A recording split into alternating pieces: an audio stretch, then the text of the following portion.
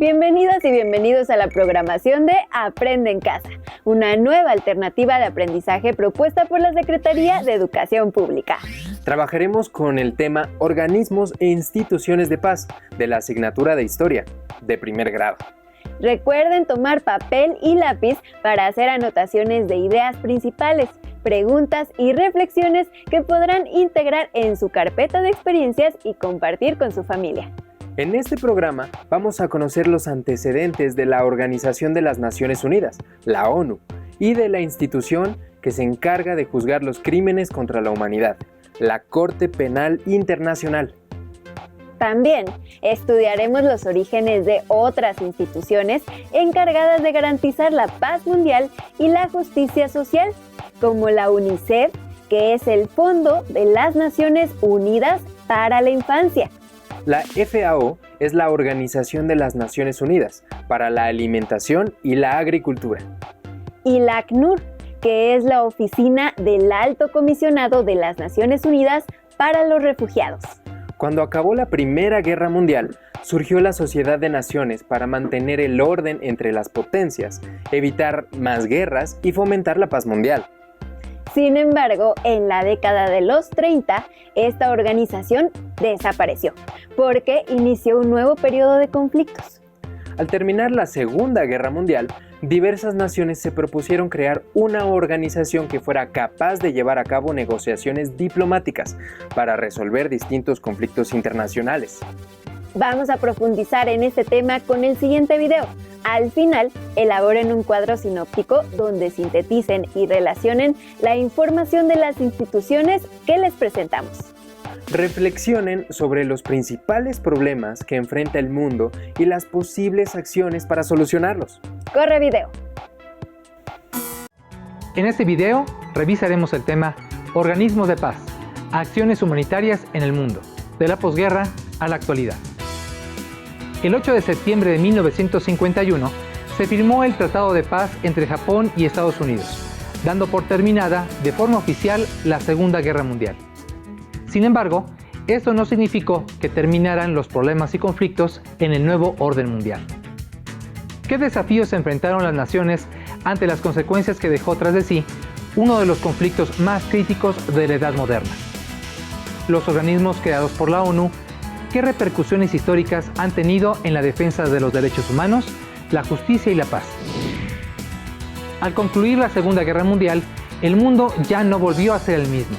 Los países vencedores jugaron un papel fundamental en la nueva configuración del mundo, ejerciendo su influencia y poder económico y político en los diferentes aspectos de la vida global. En cuanto que los países vencidos transitaron por un largo y difícil proceso de reconstrucción. Otros, en cambio, iniciaron su camino para exigir su autonomía e independencia. La guerra había dejado un clima de devastación y rencor. Bajo este panorama se gestaron distintas medidas que contribuyeron a la recuperación de los países más afectados por la guerra, así como iniciativas para proteger a los sectores que quedaron más vulnerables. Estas condiciones llevaron a crear organismos de carácter internacional que tuvieran facultades legales, diplomáticas y políticas para intervenir en aquellos casos que así lo requirieran, de tal forma que se facilitara la reconstrucción.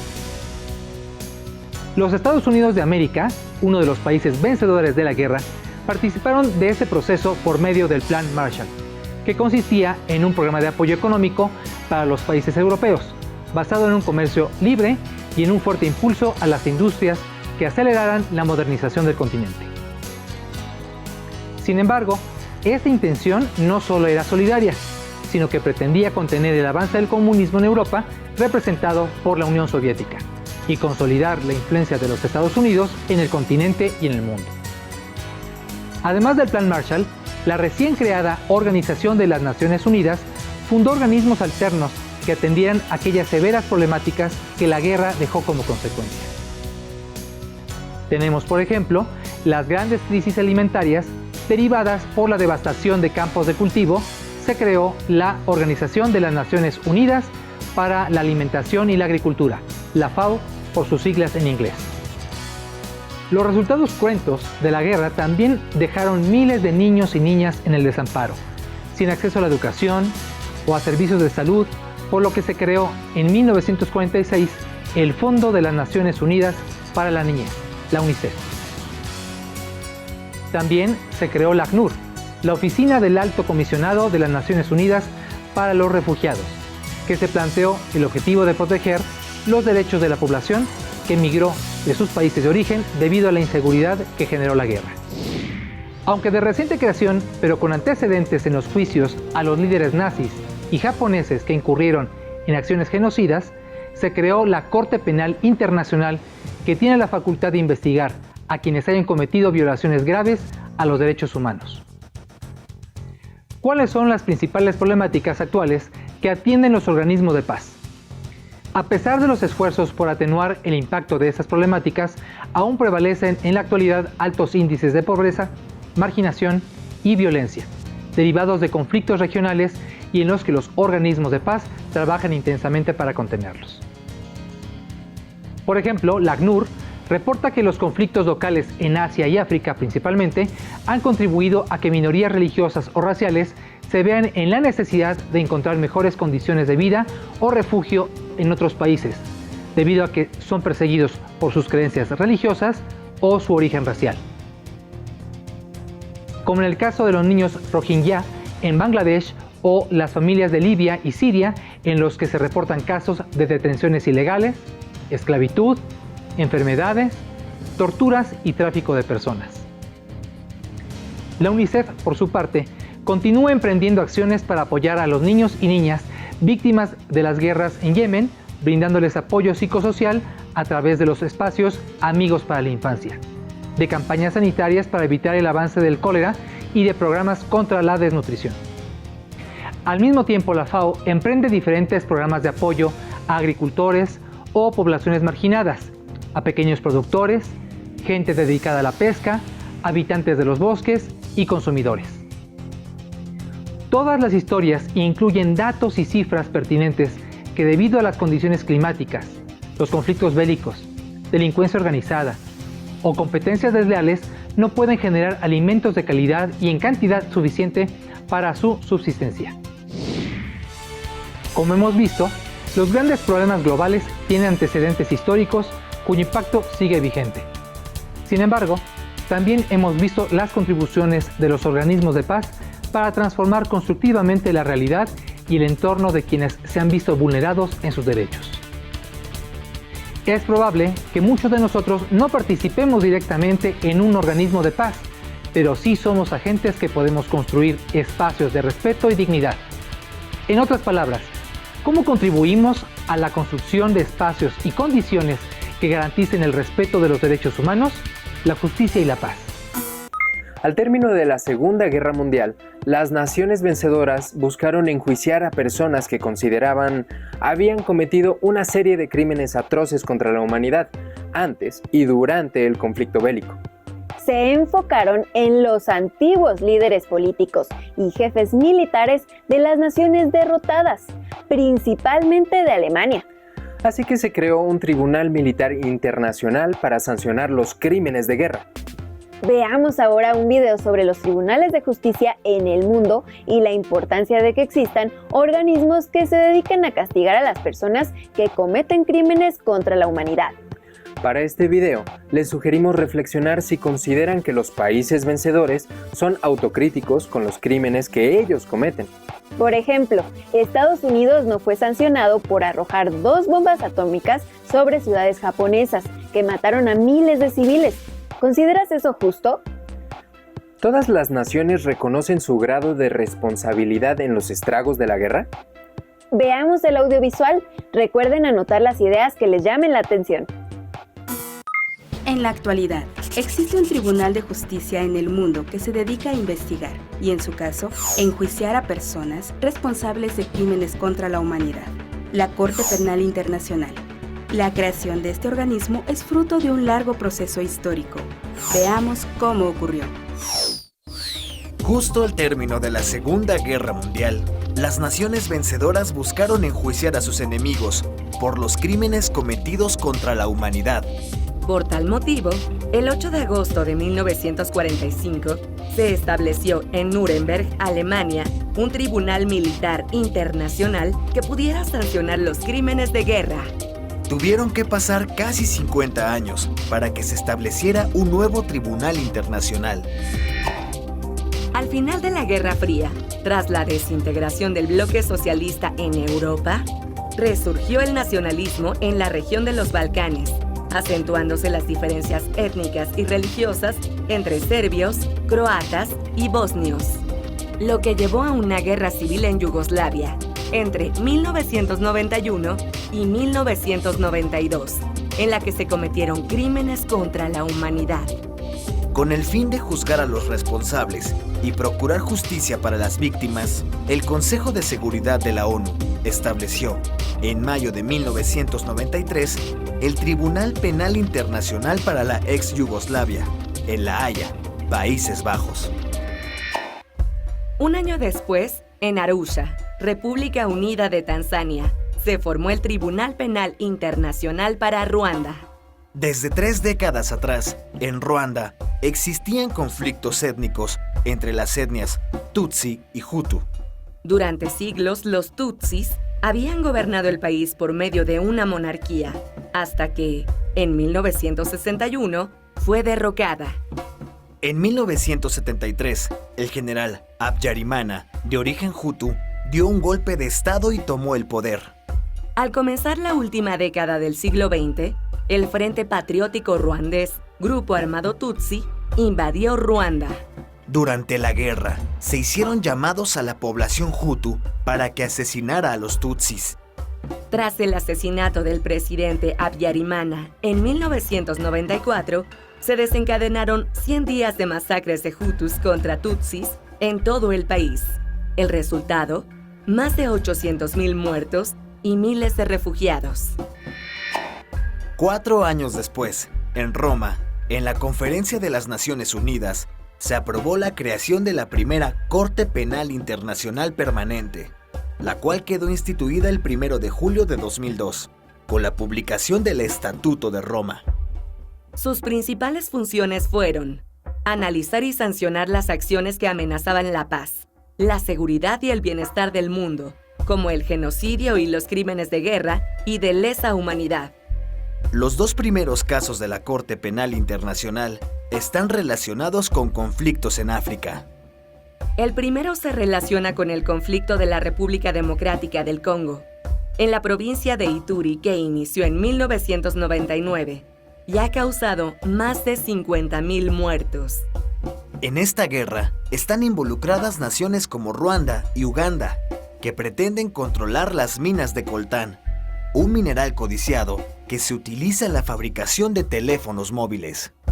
El líder de la Unión de Patriotas Congoleños, Tomás Lubanga, fue acusado por el reclutamiento forzado de menores de 15 años de edad entre septiembre de 2001 y agosto de 2003 para combatir en la guerra. El 14 de marzo de 2012, la Corte Penal Internacional emitió su primer fallo.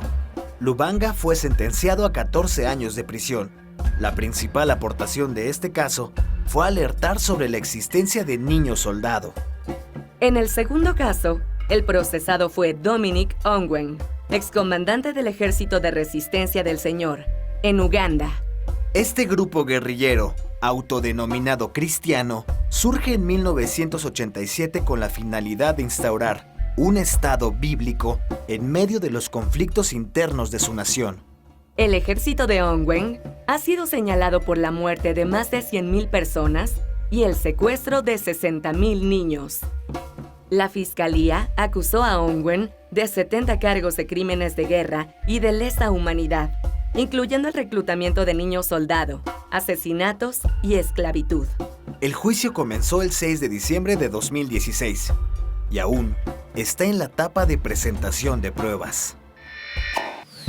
En conclusión, la creación de la Corte Penal Internacional es el resultado de un proceso histórico que busca justicia para crímenes graves contra la humanidad y de trascendencia internacional. Como vimos en el clip, hay múltiples problemas a nivel mundial y nos toca a todas y a todos involucrarnos y hacerles frente. La responsabilidad no recae únicamente en los organismos internacionales. Todas las personas debemos participar. Ya vimos lo que se ha hecho a nivel mundial, pero ¿qué hacer a nivel micro? Es decir, ¿cómo atender problemas similares en nuestra comunidad? Para que exista un ambiente solidario, hay que crear una cultura de paz y así podemos buscar el bien de todas y todos, pues somos iguales. Vamos al último video, que nos habla de la creación de una cultura de paz. Al finalizar, comenten con su familia qué cambios debemos hacer en nuestra forma de pensar a nivel local y mundial para fomentar una cultura de paz y respeto.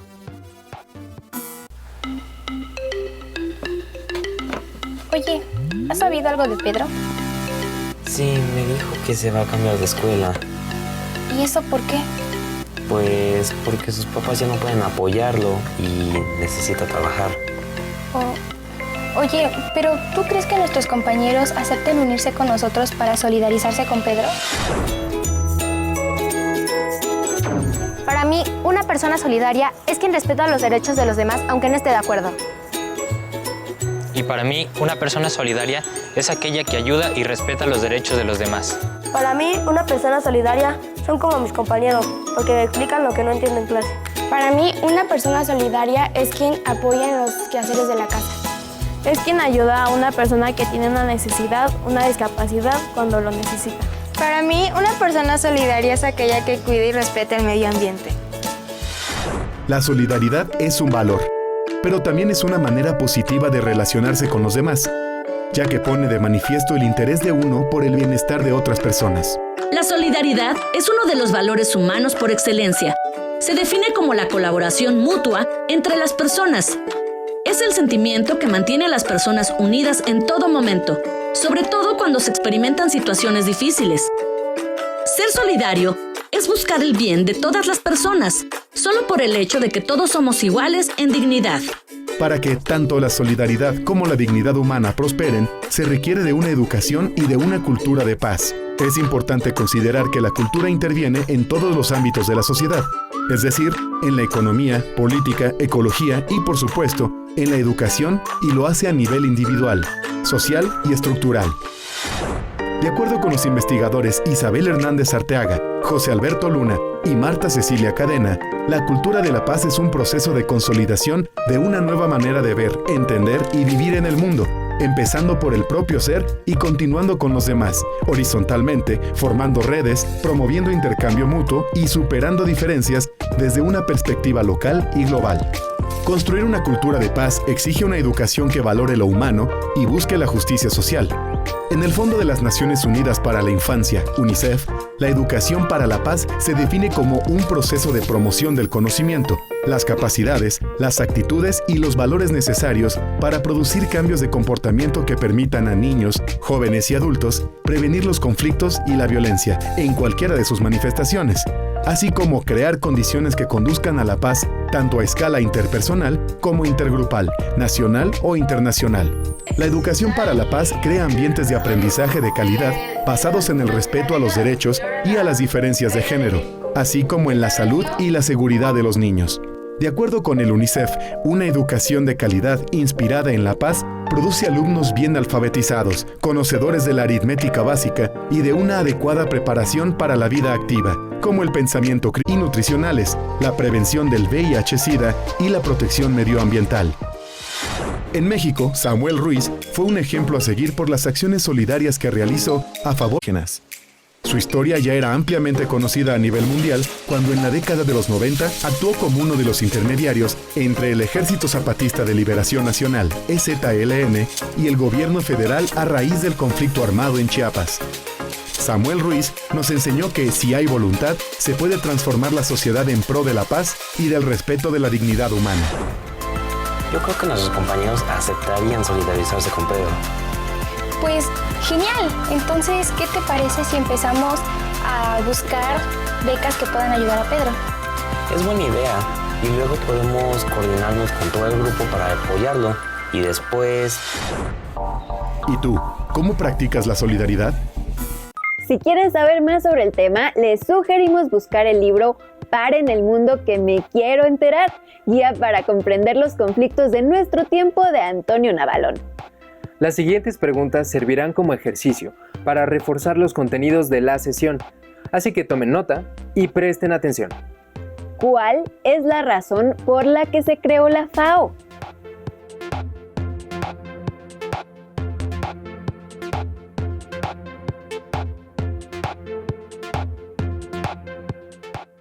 ¿Qué objetivo tiene la creación de la UNICEF?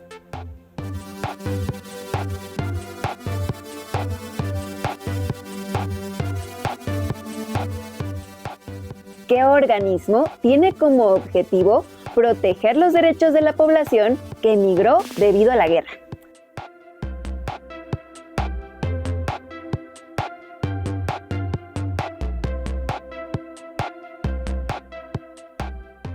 ¿Qué facultades tiene la Corte Penal Internacional?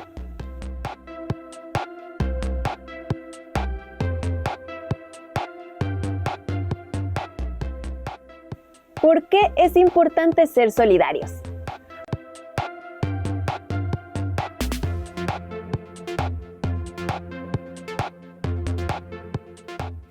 Anoten sus respuestas en una hoja y guárdenlas en su carpeta de experiencias, junto con el cuadro sinóptico, para que en cuanto sea posible entreguen a su docente. Recuerden, compartir en familia y enriquecer todo lo que aprendimos en la sesión. Es una buena forma de trabajar en equipo y conocer más. Nos vemos en la siguiente emisión de Aprende en Casa. ¡Hasta pronto!